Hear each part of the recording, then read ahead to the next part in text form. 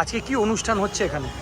আজকে আমাদের বাবা লোকনাথের 136তম তিরোধান উৎসব আমরা প্রতি বছরই পালন করি। আমরা এটা বিগত 36 বছর ধরে পালন করে আসছি। এই বছর আমরা এইটার আয়োজন করেছি।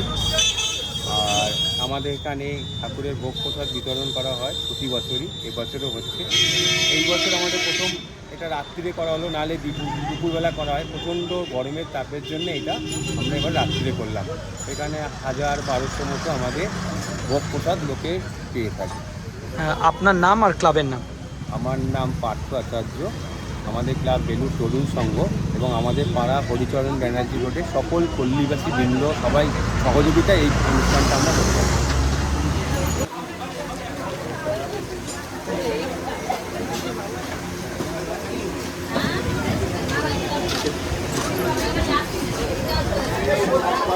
এখন বসানোর দরকার নেই, এখন থাক, এখন কিচ্ছু করতে হবে না।